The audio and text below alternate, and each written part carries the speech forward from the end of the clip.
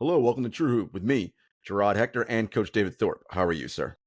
All is well. How are you? I'm good. You were busy this morning doing NBA things, Mhm. seeing players and teams work out. And David, we had our content call this morning, and there's often so much wisdom shared by you and Henry and everybody on the call about various things and what we would like to see happen in this sort of, the things that impact winning and building good culture. And I know for you, so much of your entire business is based about teaching players how to make winning basketball plays, right? And how to be winners on the floor. And there's so many ways that we do that. We talk about it all the time on this show. And it inevitably led to a conversation about trust and how it's difficult to give trust, to earn trust, why that is sort of like the missing ingredient on so many teams, and why many teams fail is because there isn't that trust. And I thought that'd be a good framework for today's discussion on basically, the next frontier of team building and development, and also just within the NBA, why trust is sort of like this white unicorn, right? Something that everybody's heard of and understands what it is, but really hard to kind of capture and lock down. Um, and I thought we'd start, interestingly, here talking about DeMar DeRozan, new Sacramento King, who has been outspoken, of course, about his struggles with mental health and depression. And David, if ever there was a way to show trust, is to be vulnerable, right? Is to start to engender a way in which you can generate and earn trust from people by being vulnerable, being humble, all these things, which are at the hallmark of your business, which we'll get into in a little bit. But I thought that DeMar DeRozan talking about his new book that's out that he wrote with someone, and there was a quote that kind of hit me in the book where he says, "Vulnerability goes a long way, especially for us as athletes, being looked at like we're superheroes at times. You never really get to see the Clark Kent side. Everybody always sees us saving the day on the court, in parentheses, doing something heroic and not knowing that at the end of the day, when you take off that suit, there's a lot of things you carry." And it's something that we talk about on the show a lot, David, which is the reminder that while these incredible athletes do these amazing things on a regular basis, they're just people, right? They're just regular people like us who just happen to be really good at the thing that pays them a shit ton of money. Yeah, they're not real people on the basketball court. They are everywhere else. I won't reveal yet where I was today until it hits social media. It's not my play. I don't break news that Right, way, right, but I'm happy to talk about it once the word gets out. Again, it's not news breaking, right. but it's not my place to announce that any team was in any one location doing any Correct. one thing. But I'll tell you this: oh boy, was it good basketball! I was after the bullshit I went through in LA, which is the same thing every year, and the other bullshit pickup games I see. Like this was one team. Everybody was there. A couple guys were hurt, but everyone was there and talking their shit. And fuck, was it great basketball? It was stunning to watch this very deep, talented team just fucking hoop. And I didn't talk to you since before No, I you have got not. here. I didn't Yeah. talk afterwards. Yeah, like wow, just flying around and making basketball plays. And as someone who I'm an expert at very little, but I know a little something about this game. You do. Like you just don't see basketball played like this for fun and for free. Different when you're watching an NBA game or a college game, even at the highest level. The pressure and the stress and the execution. This was just hooping. Although one team was that one group of five kept winning games, and then they got challenged a little bit. They got a little tactical. I saw them. We all saw them calling what they were going to do, and they got the bucket they wanted. And I'm like, that was cheating. You guys got tactical. You can't get tactical. It's pickup basketball. But yeah, they're just so good. They really are so good. Boy, the vulnerability thing. It makes me. I can go a lot of directions, and so you're going to have to direct me some, Yep. Jarod. We were speaking this morning about a player who opened up to me that not one but two different people in his franchise. One was a player, one was a coach who had been to this franchise a long time. Said to this young player, basically, hey, young fella, this franchise gets a little bit loose as the season evolves. Basically, stand your ground. That was the advice he was given. So this is a student of mine. So one of the anchors, one of the things that I serve as is an anchor. It is a floor. It is a foundation that no matter how loose, which means anything from guys showing up late, guys not being held accountable, guys talking back to coaches. I mean, there's a lot of things that can happen especially over the course of a season. It's all kumbaya on day one. Well, mostly. but mostly. But it can get frayed, especially if a team's out of contention or whatever, playoff contention. But that doesn't happen with my players. And I'm not the only person, I'm sure, doing this that could say, because we give them a plan, we give them purpose, we hold them accountable to themselves. I don't have to punish someone. I don't have to make them run laps. They're the ones trying to get paid. I just have to be the mirror. Oh, look at this. What's your excuse for this? How do we get better at this? So the player told me this because he was basically saying, Coach, I know I'm going to be okay because you're not going to let me get loose. You're going to fucking hold me accountable, which is why, one of the reasons why I want you in the first place. And so the league has a lot of problems. It's also a really hard situation. I say this all the time in this political climate we live in. Boy, it'd be great to just be able to wave a magic wand and have a president be able to solve problems right away. What world is that? Right. Yeah. And if you think that's the answer short term, call Germany in the 30s and 40s. Correct. They thought it was easy. Didn't work out so well. One despot will be fine. No, it didn't work out so good. Japan, you could say a lot of countries. Right. It's fucking hard. There's a lot of moving parts. There's a lot of egos. There's a lot of money involved. And so to get to DeMar, what he's saying, and we're human beings, we all understand the comfort it is to be able to be yourself. I'm lucky enough to have a life partner of 37 plus years now, married 34 plus years. Where there's no situation. I mean, she's seen me when I had cancer and didn't know what the fuck that meant. And our kids are sick, and both of our dads have died. On our watch, both of our moms, especially her mom, had to deal with ovarian cancer. Like, we've gone through some shit. And we've seen pretty much every raw emotion, pretty much, not totally, but pretty much. And so when we book a trip, my wife had given birth to twins and has some health issues, and she doesn't really care if she's in a bikini or not because I'm there with her and it doesn't matter. That she doesn't look the same she looked when she was 19 when we first started dating. I could say the same. However, I invited some friends on this trip, Jarod, to our last vacation. One of them is like a sister to me, and the other I've known since third grade. And I even said to her, who as it happens to be a PhD in psychology, like, you're one of the few women I can invite, and I know you don't care that I'm taking my shirt off to go in the pool. Okay, I'm not obese, but I'm certainly no one anyone wants to look at that anymore, certainly at my age. She doesn't care, and it's freeing. So when DeMar is talking about that, we all have this facade. When I'm sure I've told you before, when I first was dating my wife, but also trying to impress the players I was at, that I was serious about school. I went into debt, $1,000. I bought 2 suits that were $1,000 each. It was buy one, get one. And it was called Ivies. Now it's called Dillard's. Because I wanted to look the part. And I carried around a nice briefcase with crackers, Ritz crackers, and scorebooks. I'm not joking. I had nothing else put in there. But I wanted to show them this is my life. Okay? You fake it till you make it. You've heard that before. True. Don't think that's something athletes don't deal with. Right? They walk on a court and they are, oh, I got this. Like, you hear them say it. They're trying to speak it into existence. This is something I hear players talk about all the time. They want the challenge. They publicly exclaim they can do this and this. To which I sometimes have to tell their agents, listen, as Troop has written and talked about a lot, there's a finite amount of money. And not everybody can speak a max contract into existence. For sure. Literally, that's not possible. Something has to fail, right?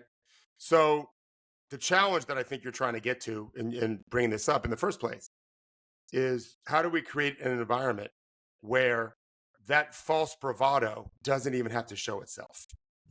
That they can be real and be okay with anxiety.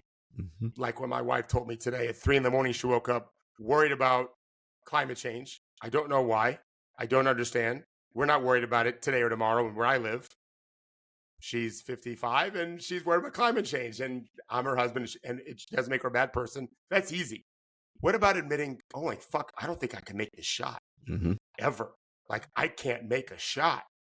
How do you admit that in this business? That's hard. And so, to your point, the teams that invest the money, in my opinion, in talent, and I'm talking about talent off the court. Yeah. In culture, which starts with buy-in and gets to getting to know people on a personal level. when you start doing those kinds of things as rote, as a daily course of action, I think you can begin to get a player to feel, even though he knows he might get traded tomorrow, there are exceptions. Might get cut tomorrow, there are exceptions. Might get moved in free agency. Coaches might leave. That happens. Sure. I read an article today about Spencer Hawes. We can talk about him at some other time. But he did have 3 coaches in 1 year in Sacramento. I remember well. Not good for development, by the way. No, not good for trust either. Right? Correct. Unless management, who was mailing in back then in Sacramento, you have to have something, a resolve to say, we are here for you. And then you have to show it. The words are just empty vessels, right? You have to show it. And I think I didn't read all of DeMar's article because I just saw it when I got back in my office. The social media aspect of this, the 24/7 news coverage, the opinion shows, which is just that. They do, some of the better shows and podcasts like ours do quote metrics. There is some data. Right. Normally, the higher level of television show it is, the less data Correct. we can rely on. So it's really just blowhards who the average person listens to. And again, not to get too political, but we got some crazy shit happening in America. Well, what do you think that is? A lot of really stupid or damaged people, or both, are listening to these terrible vitriolic comments being made, and they do terrible things. Well, what do you think? How is it different from these crazy NBA talk shows who are saying ridiculous things about these teams or players, and the average person just doesn't really know, other than think, oh, he must know the game he played once 10 years ago, whatever. Right. And so they take it as fact. And so it's stressful for these guys. And they're so young, Jarod. Yeah. Do you even remember being 24? And I'm not even that old, but barely. Right. Well, I'm saying no, but you're not 31. No, I'm definitely not 31. But yeah, at 31, you remember 24. Correct. In your 40s, you don't remember 24. Definitely not. Okay, but I mean, the average age isn't much older than that, and we have nearly half the league is younger than that. Yeah. And they've got to navigate these waters, and I'm telling you, the poison or the toxicity of a team, typically, even great teams, when each assistant coach is a little bit, man, do they think I'm going to stab this guy in the back? Am I willing to do that to get up? Jesus. The level of it's like middle school, and I'm not kidding about that. There's a middle school level of lack of trust in the coaching world on some teams, in some situations. And management's blind to see it or too busy because there's a lot of other things going on as well. Right. So it's a wreck. And so I'll finish off with this. I need to hire more people. I'm talking to them, interviewing people all the time. Guys that have coached NBA players in the NBA or in college or like in the high school level, high level AAU programs or high school. And I've never said this before, Jarod, until these last few years, but I've literally had an interview with one this weekend. You can't influence a young person in the role you have. I can. Mm-hmm. College coach can't do it. You're hoping they're there a year. Yep. Or you're there. You're actually hoping you're not there a year because you get a better job elsewhere. And so I can. I get to go and give rehearsal dinner speeches at weddings and hold babies and stuff. Mm-hmm. I get to be a constant influence on their life, which is what I love best when I got in the business in 1987 when I was 22. That ability to change a person's life through what they love most. I'm not saying it's the most rewarding thing because I think there's things that are more rewarding probably. Saving a life might be one. Right. Teaching someone math when they don't like math, but this basic math is super valuable. It's probably more rewarding when they get it. But this doesn't suck. No. And I've had coaches tell me they miss that. They just can't really connect with the player because the season comes before you know it. It's crazy during the season. They're out recruiting a bunch anyway in the offseason, and then they're gone. And so the players make all this money and are still victims at the same time. And no one wants to feel for them because they're making so much money. But you can dress up a ship and it can be empty on the inside. And so we have to fill these young souls up with love and guidance and hope and an understanding of how the world really works and how the business works, which does not happen nearly enough. I'm hopeful for the future, but there's no evidence to suggest that we figured it out yet as a culture or as a league. No, one of the things that you're famous for saying is we are first in the business to inspire, right? Yeah. And that's Yeah. whatever it is that you're trying to inspire in a Right. young person, right? Is give them inspiration and hope, right? In this case, it's basketball players, right? How to get you to be the best version of yourself. And that doesn't come by happenstance or accident, right? Because these guys, as you often say, they get hustled their whole lives. Oh So my lots God. of people come in and out trying to be like, oh, and again, I'm not disparaging any particular player No. development people. They're like, I'll get you shooting 40 whatever percent from three, this, that, and the third. And I know you well enough to know those are things you never say to any player the first time you meet them. I'm sure. I bet you barely talk basketball by the first time you meet somebody, is my guess. Well, it's funny you say that. I just was again in this interview. This coach, who's I think the most talented coach under 40. Well, he's probably the most talented coach after Ryan Pannone that I've seen in terms of connecting with players and the way he kind of teaches it. I forgive me for saying this. It reminds me of stuff I've done. I even high-fived him once. He told me sometimes he starts a workout right away with NBA threes. And I high-fived him and said, I do the same thing. Because if you're sitting for a long time in a game, who cares what you warmed up an hour ago or 45 minutes ago? I really like that. But he said to me, he was giving me an example of something he does with a guy that he helps in the NBA. And he sent me the screenshot. And it was, he sent me a video that he created for this player. And it was his voice. He's better. He's fancier at me at these kind of things. I have to type out the text and say, I'm doing the voiceover. My voice message doesn't have video attached to it. I just don't do that. But it's great that he does. And the voice message was, to your point, hey, there's some games you've got to get 14, 15 rebounds in these games. You're trying to do this and this and show off. And so he wanted feedback. And I said, okay, I would never, ever say that. And he's like, why not? I said, because I once had a player twice get 19 rebounds in a game because I've never once talked about only 14 or 15. Instead, what I would do is if you go after 100% of the rebounds you should go after, you might get more rebounds you've ever had before. You might not. Luck plays a part in rebounding. I'm grading the effort. I'm grading the process, which is not something I think that's foreign to him. He just didn't use that to inspire. I said you're better off holding your player accountable for the effort to go rebound and not worry about that result. It's different if he has a bunch of balls in his hands and drops it, but that's a different problem to solve. Right. He has bad hands. He's not anticipating very well. If he's not blocking out at all, but he's at least going for it, great. Now teach the block out. So he understood. Yeah, these guys promising, all I ever promise is I literally say these words. I'm going to do my best. I have a good track record. I failed before, but I'm going to do my best, and we're going to be partners in this. So I say to every player. I have to imagine, David, that level of honesty. Maybe they don't see it very often, and they're that kind of gives a wow. You were able to admit to me that you failed before, and you're trying to work with me, all NBA player, right? Yeah. Most people wouldn't do that, right? Because they're like, this is an old NBA guy. I want to stay. No, I'll be great. But you're like, man, I failed before. Might be with you, I'll fail. Who knows? Yeah. The NBA player I saw recently, whose coach I'm trying to steal, he doesn't work with that player. He did when the guy was younger. I guess we had dinner together, and when I left, the coach said to the player, man, he's like, David just talks straight. And the player's like, I told you. Like he does any time the bullshit. I don't. And I don't know if it's the age, if it's experience, or it's also just not smart. I'd just rather be straight. I'm not hustling anybody. I always say, I'm not trying to steal a fucking dime from you.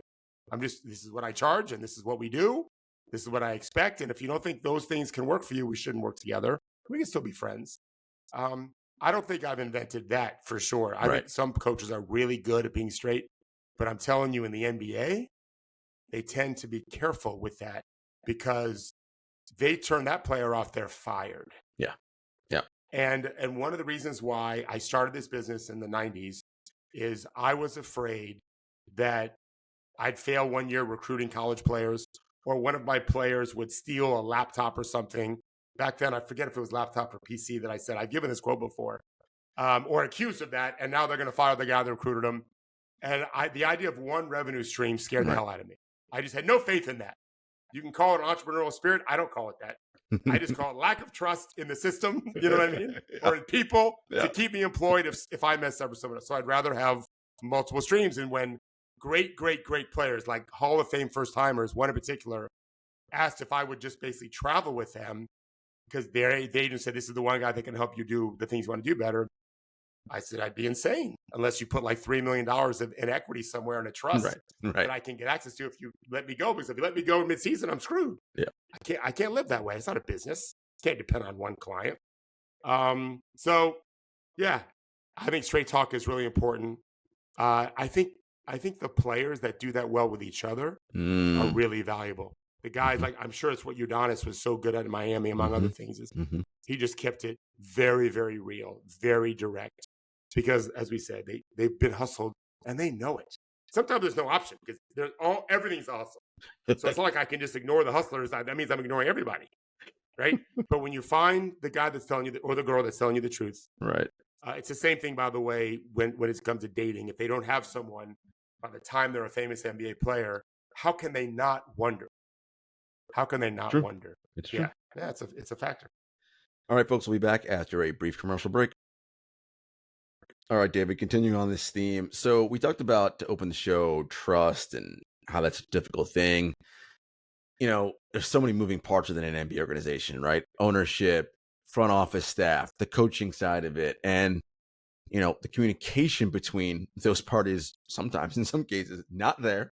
In other cases, it's backstabbing and saying one thing to their face, but doing something else behind the scenes.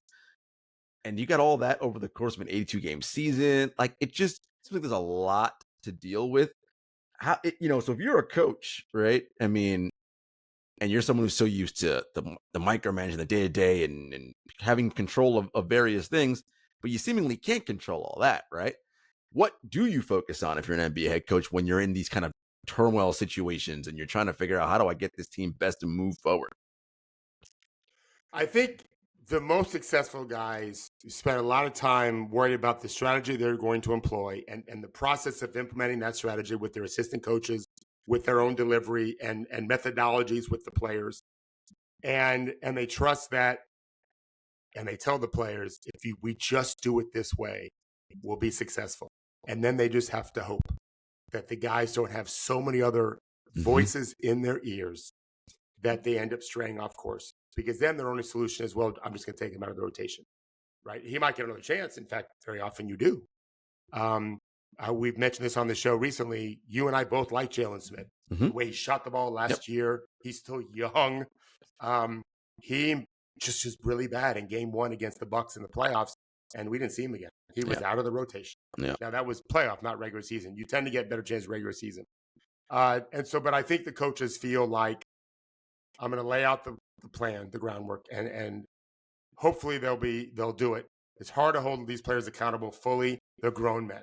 Yeah. They scrimmage. The workout I saw today, one of the very well-known players didn't like some of the calls and was letting the assistant coaches have it. They were like, "What are you guys here for? You're not blowing your whistle. Why are you even here? You're not blowing your whistle," because they were reffing the game. And then I saw them joking around too, but there was a degree of they're competitive dudes. Yeah. It's hard to engender that kind of trust. It's easier to do it if you just always come from a standpoint as a head coach and assistant of being consistently honest and following through with what you say is going to happen. Yep. Which is not easy to do also because things change and you want to implement new strategies. And someone who, hey, if we're going to shoot less threes, the guy who's great three pushers, like, why not? Why are we shoot less threes? He's kind of out of luck in that situation. Yeah. And building, if you're the coach, building a staff. So trust, not, if you want to have trust with the players, the coaching staff has to have trust among each other. That the head coach, whoever he has on his staff, has to know nobody is trying to angle to undercut me if something goes wrong, or someone trying to stab the other person, the third assistant and the second assistant, so they can move up to the next chair, which, I mean, we know that happens in this league, right? So if that's going on, how the hell you can't run a normal team if this is if you're constantly worried about, well, what's that guy saying when I'm not here? It sounds like a nightmare to me. It's a turf battle, and we see it in college too, where I was talking to a college coach about, I'm supposed to do X, Y, and Z, but this other guy is such a great recruiter. He's kind of honing in on my turf.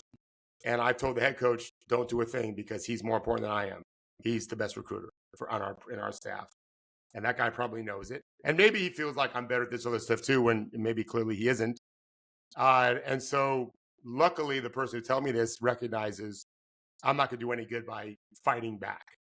But that does happen. There is a degree of selfishness for these guys that I've even had an agent even tell me, you better fight for every, or you're going to be screwed. I don't Mm, necessarily agree with that right, worldview, right. and I've told my son, if you aren't willing to fight for every scrap, even in a not necessarily unethical way, but in a way that doesn't feel right to you as a former point guard and Mhm. pitcher and connector of people, and that's the only way to advance, then find another job Yeah, it's not for you. because you got to be able to live with yourself. Yeah, you got to be able to. And I've told this to his mom and my wife. You got to live with yourself long term. I don't think that the job has changed that way totally yet. It might be just like it's hard to find hedge funds where you feel like, oh, they're quality people. It's hard, right? Right. I don't know enough to have an opinion, but that's what financial people who I know well say. Right? They're just soulless. Pretty true. Pretty true. Yeah, it's a zero sum game for them. So every dollar matters. And so I don't want my son to lose who he is. We didn't raise him to be a jerk that way. But if you build that kind of environment, David, where a Max Thorpe, David's son, who is a natural connector and wants to make sure all his people are good, if that is the kind of environment you have, to me, doesn't that make it so much better? Like likelihood is we're going to win, and if we win, everyone wins if we win. That's where buy-in comes in. It's not just from the players. All it takes is one snake, and everyone gets bit. Everyone gets bit. So one of the things these head coaches do is they just look for loyalty, and I understand why. Right. But it comes at the expense of talent. Right. So if you think of the automatically limiting decisions that teams make. Number one, until very recently, only men were hired in positions, for example, in coaching or even executive. So think of the lack of brain power there that we were suffering from. And then you worry more, and the ex-president in this country worried more about loyalty than anything else. And that didn't pay off in a number of different, quite Right. incredible ways, because they ended up not being loyal either when you fired him and you talk shit about him. So they hired for loyalty, but not talent. And so they just, there are people in their jobs for 20 plus years in the NBA, and their teams have never been very good at the one thing they've been doing for 20 years. Right. These tend to have to be the coaches, more in the strength and other fields. They just want to keep their job. And that's where I feel like, we're losing a lot. I'd rather be risk taking, because if you took risks, but knew that your coaches were ethical and talented and knew how to build trust with players, and there's a way to do it, Mm-hmm. I think that ended up being great. I think Yeah. you end up not having to worry about the risk. Yeah, you have the kind of environment. So a team that we both like a lot, and on the troop staff likes a lot, we think, we don't know for sure because no one knows the inner workings of every detail of every team. We think they may have established a situation where there's trust and buy-in from the players, coaching staff, is the Oklahoma City Thunder. Yeah. And in terms of development, their guys, and I don't know who else. I should look up for who else is on Mark's staff, but I know you're a big fan of Mark Daniel and what he does in Oklahoma City. And when I watch games of theirs, David, not that this matters one way or the other, but I like his demeanor on the sideline. He seems to be able to communicate with his team in a way that they receive the message he's trying to give. Now, whether they execute or not is a different story. But I rarely see walking by, not ignoring the guy, whatever. I hardly see that with that team, if ever, as I watched them this past year. Yeah, I would say it starts with Sam Presti, the president, who coincidentally, or maybe even ironically, actually, isn't someone that looks like he'd be engendering trust. He's very secretive. Yeah. I happen to credit him for that. I think he needs to be that way.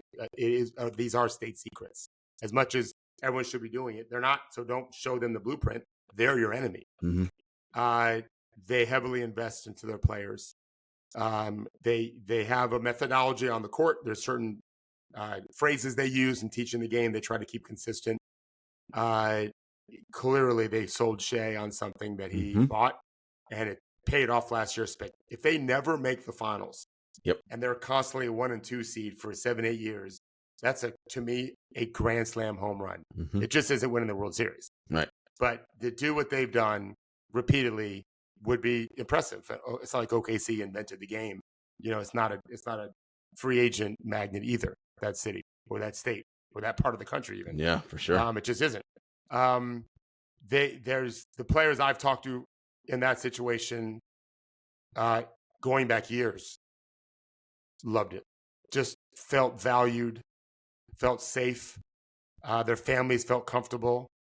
Yeah, I think Boston's done a hell of a job too. Mm-hmm. It's a little bit different. Yeah. They've got so many good players in the starting five, although the players they brought in, Yeah. an Perfect. embarrassment of Perfect, guys. riches. Yeah. Yeah, I mean, I was there recently and I had a chance to talk to Brad Stevens, the president, one-on-one, and we were just laughing about, like, it's unfair. They have Al Horford, Drew Holiday, and Derek White, 3 adults.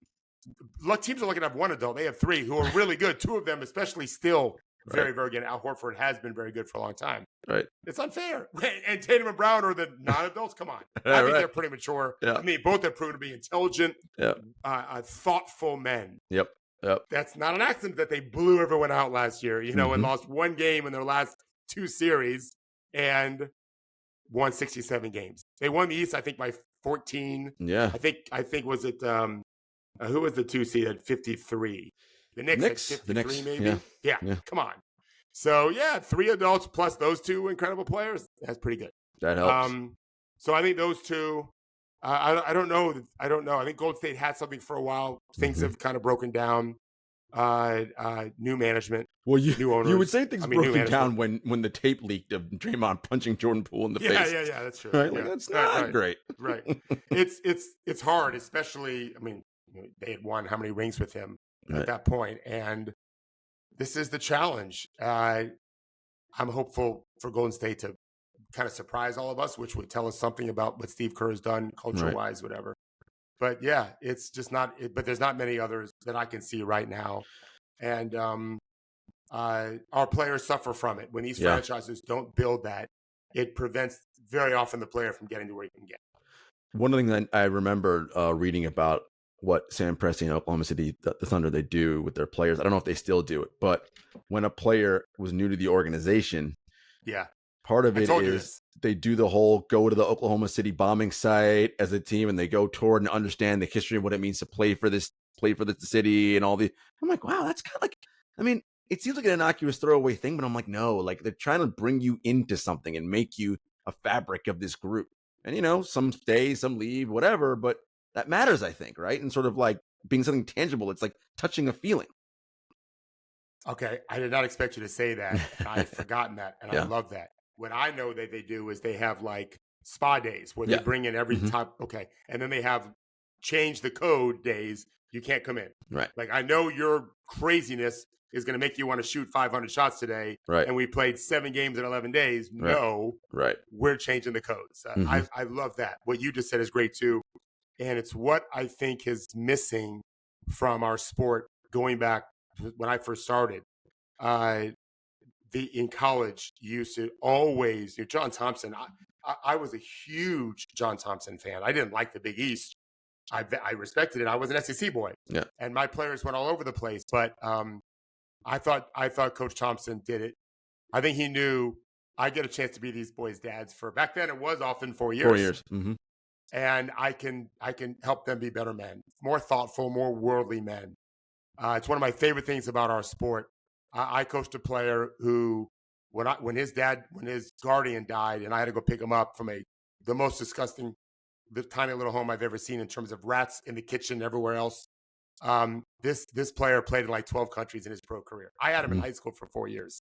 He played in Portugal and China and Spain and Israel and saw the world. And now all of his kids have graduated college, all of them. Awesome. And he was the first. That's what college can be. I think I've told the story once where Lon Kruger had an ice cream party every week for the cleanest room award for 2 players. I thought that was the coolest thing ever.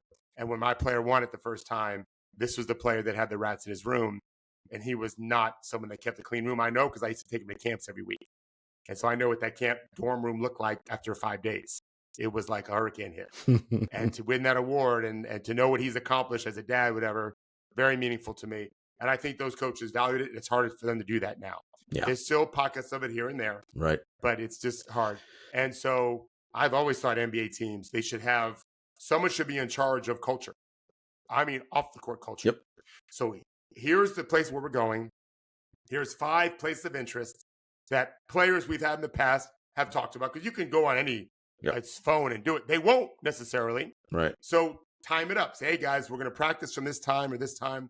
Here's where we're going to have dinner. If you want to meet earlier, here's a museum to spend 35 minutes in, whatever. So that when they're done playing, they haven't just been to airports and gyms Right. and hotel rooms. Right. They've seen the country. I think there's a place for that. And I think I've told this story before. I started doing this for NBA players when the internet was around, but not necessarily so fast.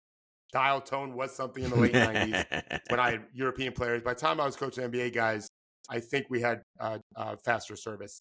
But I remember a player telling me he was going to book his first ever vacation to be like maybe summer of 2005. And I told him, don't call your agent, because all these guys would call their agent. TripAdvisor might have even been around then, but there was some other ones who Expedia. And Yep. You can do it yourself. You don't need some woman working in the back room as an intern or some young dude to do it for you. You can do it yourself just fine. It won't cost you any more money because one day you're not going to have the agency to call when you're done playing. You're probably not going to call your agent anymore. And I feel very good about that. Like this is part of the growing up process. And I think some teams are better than others. Yeah. Some agencies handhold their players always, and I mean this sincerely, because they don't want those players to grow up. They want them depending on them. And I understand that. I don't think that's good parenting, which is what agenting is a lot. You have to be a parent sometimes. We need to get them to be able to walk on their own and figure it out for themselves a little bit. And to me, that's what these players, they want to do it if you kind of push them in the right direction, like a bird does getting out of the nest. Yep. They'll fly just fine. That's what I think anyway. There's this idea, right? When you're in a hiring position and the goal is, if it's a direct report to you, you have to hire someone who you can see in the future under your guidance can take your job and be you, right? And be that person. But I feel like so many people, that's the last thing they want, right? I'm definitely not hiring someone that can take my job, right? I want to hire someone who's a yes man who will not threaten me in any way. And you ultimately lose in that battle, right? Because I think it's a really good point. I know I've heard that before. I hadn't thought about it in a long time. I think for sure you're right, and that's a problem we have. I also think that most of these people in positions of authority don't really respect the conversation that we're having. I'm living it. My daughter has made a decision. She wants to live in the DC area. She wants to live in that kind of environment. And she's got one of her best friends lives in Bethesda. I've got a cousin who lives there. Well, she's going to move there and she's going to start job searching. She's already starting every day because you can do it online. Mm-hmm. And she's got a couple of pretty cool leads already. I don't know if it's going to happen. But mommy and daddy aren't doing it for her. And we never have. I'll make phone calls and make connections for her. But she's got to do all the work. I'll even help get in the door a little bit. After that, I'm out. It's on you. And so I've said, you can keep me informed if you want. I walked in today. I was gone all day. And she's home now. And she said, hey, and she just filled me in on what's going on. I said, great, and walked away. Like, I want to hold her hand through all of it. She's my daughter. That is not helping her. And so it's the same thing with these players. Lay out the construct, inspire them, and then see how they do. And if they get out of line, I think you need to bring them back in line. You can kind of be the goalie, kick them back and play. Make sure they don't wander too far off the field. There, you got to stay on the court. But you tend to see success when they know, oh, it's on me. And then they also won't blame you when they're not playing much. When they do play, you're bad. You got to play better. I say to them all the time. I've told you this. They may get mad at you for taking those shots, but they're not mad at you for those shots. They're mad at you for those misses. Yeah. Okay? Now, 22-footers, you're not going to make enough unless you're the first person to do it. Maybe Dirk Nowitzki or LaMarcus Aldridge, right? Or Cat. Those are three, and they're all 7 feet tall, by the way. You know what I mean? They're all super tall, long guys. For the rest of us mortals, if they don't want you taking shots in these areas, but I'm telling you as kind of your personal coach, you can do it, you got to make it. Then they don't say shit. And that's just how it is, right? Yeah. Same thing in anything else. They may not want you gambling, but if they keep getting run-out dunks because of your gambles, they ain't going to say shit, all right? So you better be good at what you're doing, and that's accountability. It's on me to produce better and win more possessions. Yeah. Well, folks, I hope you enjoyed this conversation. It's like a little bit different for us today. There's no games. Well, there's no games. Nothing happening. But I wanted to get into this because I think David provides such unique insight on this because this is his life, is what he's dealing with on a daily basis. And also, as a fan of a team, as David started the show talking about, you watching those high level stylized, high level, wrong word, those extremely popular NBA talk shows, you're not getting this kind of information. All you're getting is X player sucks, X coach sucks. And it's like, maybe they do, but maybe there's something else going on beyond that player and coach suck, right? Like maybe they sucked in that moment, but other things are happening. And there's something else, and I'll say this without naming names, because I'm friends with a lot of these guys, and they're doing their best. They're not coaches; they're journalists covering basketball. Right. If you fall out of a rotation for a year, it's like you never existed. Mm-hmm. And so the latest example of that would be Derek Jones Jr. Yep. Right. And there's many others over the course of time, and it's unfortunate because the reality is when you're coaching one of those teams, as someone who talks to a lot of coaches too.